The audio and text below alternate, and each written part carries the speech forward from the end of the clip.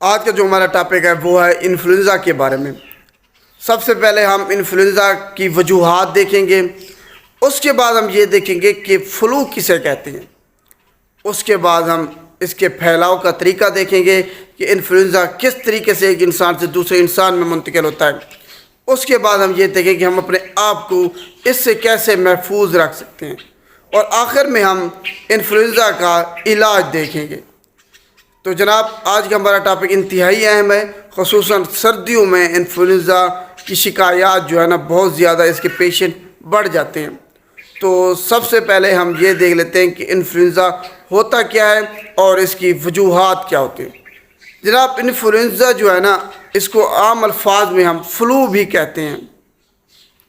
عام الفاظ میں ہم کہتے ہیں کہ ہمیں نزلہ زکام ہو گیا ہے، وہ بیسیکلی انفلوئنزا ہوتا ہے۔ یہ ایک وائرس ہوتا ہے، انفلوئنزا ایک وائرس ہوتا ہے۔ اس کی مختلف اقسام ہیں، influenza A, B, C, D. جو اے اور بی ہے یہ زیادہ جو ہے نا پھیلاؤ رکھتی ہیں، یہ زیادہ انتہائی تیزی کے ساتھ جو ہے نا یہ پھیلتی ہیں۔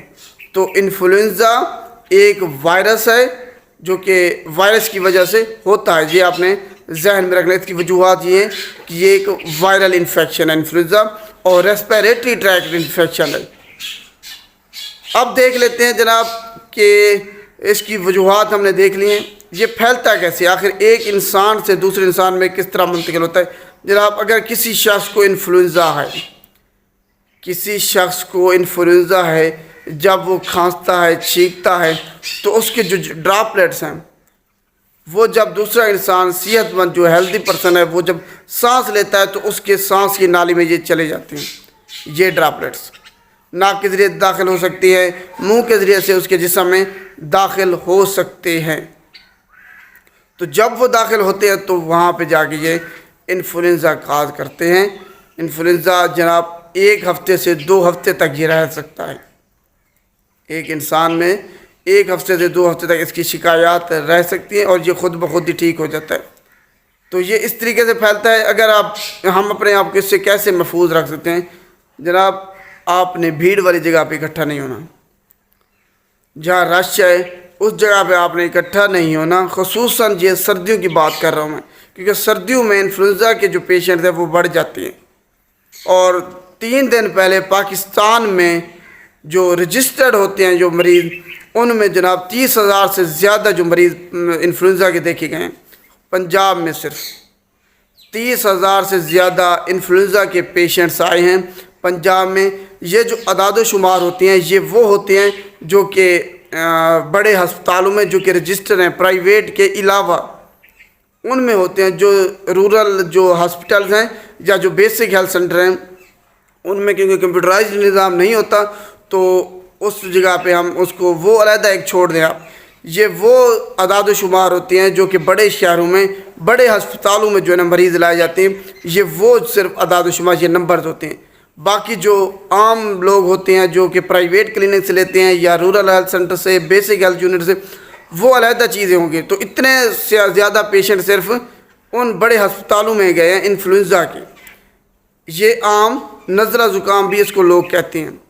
تو ہم اپنے آپ کو جناب بھیڑ والی جگہ پہ آپ نے اکٹھا نہیں ہونا، ماسک آپ نے پہننا ہے لازمی، ماسک آپ نے لازمی پہننا ہے، بھیڑ والی جگہ پہ اکٹھا نہیں ہونا، ہاتھوں کو اپنے وقتاً فوقتاً دھوتے رہنا ہے، کیونکہ یہ کھانسنے چھینکنے سے بھی منتقل ہوتا ہے۔ اور دوسرا یہ جناب دوسری چیزیں سے لیپ ٹاپ وغیرہ ہو گئے، اپنا اگر کسی شخص کو انفلوئنزا تھا اس نے دروازے کو ہاتھ رکھا تو اس سے بھی یہ بیماری یعنی کہ منتقل ہو سکتی ہے، ان طریقوں سے بھی کھانسنے چھینکنے کے علاوہ۔ تو اپنے ہاتھوں کو آپ نے وقتاً فوقتاً دھوتے رہنا ہے، ماسک پہننا ہے، بھیڑ والی جگہ پہ اکٹھا نہیں ہونا، اپنے ہاتھوں کو وقتاً فوقتاً دھوتے رہنا ہے۔ اب اس کی علامات دیکھ لیتے ہیں۔ آخر انفلوئنزا ہے تو اس کی کچھ علامات ہوں گی، وہ علامات کون سی ہیں؟ سب سے پہلے اس کی علامت یہ ہے کہ آپ کی ناک یا تو بند ہوگی یا اس میں سے پانی بہ رہا ہوگا۔ یہ 2 طریقے ہیں، یا تو ناک بند ہوگی یا اس میں سے پانی بہ رہا ہوگا، گلے میں خراش ہوگی، آپ کو جناب بخار ہوگا، پورے جسم میں آپ کو درد ہوگا، بخار ہوگا، پورے جسم میں درد ہوگا، منہ کا ذائقہ آپ کا چینج ہوگا، اس کے علاوہ کھانا کھانے کو آپ کا دل نہیں کرے گا۔ اور بچوں میں جو ہے نا ڈائریا، ان کو اگر انفلوئنزا ان کو ہے، ان کو ڈائریا ہو سکتا ہے، پیٹ میں ان کے درد ہو سکتا ہے. یہ علامات خصوصاً بچوں میں پائی جاتی ہے، لیکن بڑوں میں بھی ہو سکتی ہے کہ ڈائریا ان کو ہو سکتا ہے اور پیٹ میں درد ہو سکتا ہے، الٹی بھی آ سکتی ہے. تو یہ جناب اس کی علامات ہیں انفلوئنزا کی. اب آخر میں ہم اس کا علاج دیکھ لیتے ہیں کہ انفلوئنزا یا جو نزلہ زکام فلو ہے اس کا آخر علاج کیا ہے. سب سے پہلے آپ نے یہ ذہن میں رکھ لینا ہے کہ انفلوئنزا ایک وائرل انفیکشن ہے، وائرس کی وجہ سے ہوتا ہے. تو اس پہ کچھ لوگ جو ہے نا عطائی حضرات یا فزیشین صرف اپنے پیسوں کی خاطر اینٹی بائیوٹکس لکھنا شروع کر دیتے ہیں، جو کہ سراسر غلط ہے. جب ایک چیز ہے ہی وائرل تو اینٹی بائیوٹک اس پہ کچھ اثر نہیں کرے گی. سمجھ آ گئی آپ کو کہ انفلوئنزا ایک وائرل انفیکشن ہے، اینٹی بائیوٹک اس پہ کچھ اثر نہیں کرے گی. تو آپ نے اینٹی بائیوٹکس ہرگز نہیں لینی. 2 دن تک آپ نے انتظار کرنا ہے. اگر آپ کو ناک بہ رہا ہے، گلے میں خراش ہے، کھانسی آ رہی ہے، وہ بلغم کے بغیر ہوگی کھانسی، یہ ذہن میں رکھ لیں. کھانسی آ رہی ہے 2 دن تک دیکھنا ہے آپ نے. اگر جو ہے نا وائرل ہوگا تو رہے گا، اگر دوسرا ہوگا تو اس میں مزید پیچیدگی آ سکتی ہے. 2 دن کے بعد آپ نے، اگر وائرل انفیکشن ہے، علامات میں نے آپ کو بتا دیے کون کون سی علامات ہو سکتی ہیں، تو جناب یہ خود بخود ہی ٹھیک ہو جائے گا. وائرل انفیکشن انفلوئنزا اکثر لوگوں میں خود بخود ٹھیک ہو جاتا ہے، لیکن جو بچے ہیں اور جو بزرگ افراد ہوتے ہیں وہ زیادہ اس کا شکار ہو سکتے ہیں. ان کو زیادہ، ان کی جان کو بھی خطرہ ہو سکتا ہے اگر انہوں نے پراپر اس کا علاج نہ کیا تو. انفلوئنزا یہ کوئی عام بیماری نہیں ہے، اس سے آپ کو ہارٹ اٹیک ہو سکتا ہے. جو دمے کے مریض ہیں ان کی شکایات بڑھ سکتی ہیں. تو یہ ایک انتہائی خطرناک بیماری. آپ نے اس کو نزلہ زکام ہے، لوگ ایسے پھرتے رہتے ہیں، عام نہیں سمجھنا آپ نے اس کو. نمونیا اسی سے ہو جاتا ہے اکثر. تو مزید کمپلیکیشن ہو سکتی ہیں انفلوئنزا سے. تو علاج کی طرف دوبارہ سے ہم آتے ہیں کہ وائرل انفیکشن ہے، اینٹی بائیوٹک اس پہ اثر نہیں کرے گی، صرف اینٹی وائرل میڈیسن اس پہ اثر کریں گی. وہ بھی جب آپ کی حالت انتہائی خراب ہوگی تب استعمال کرے جاتے ہیں، وگرنہ یہ انفلوئنزا خود بخود ٹھیک ہو جاتا ہے. ٹھیک ہے، انفلوئنزا خود بخود آپ کا ٹھیک ہو جائے گا. 1 سے 2 ہفتے تک علامات آپ کو رہ سکتی ہیں. اور اس بیماری سے بچنے کا سب سے اہم طریقہ یہ ہے کہ آپ نے جو ہے نا جو اس کی ویکسینیشن کرائی جاتی ہے انفلوئنزا کی، جو کہ اس کا اثر تقریباً 6 ماہ تک رہتا ہے. وہ لوگ جن کو سیزنل انفلوئنزا ہوتا ہے، یعنی کہ سردیوں میں انفلوئنزا اکثر ہوتا بھی سردیوں میں، جو کہ سردیوں میں ہوتا ہے، تو جناب آپ نے اس کی ویکسینیشن کرا لینی ہے، جس سے آپ 6 مہینے تک انفلوئنزا سے بچ جاتے ہیں، اپنے آپ کو سے بچا لیتے ہیں.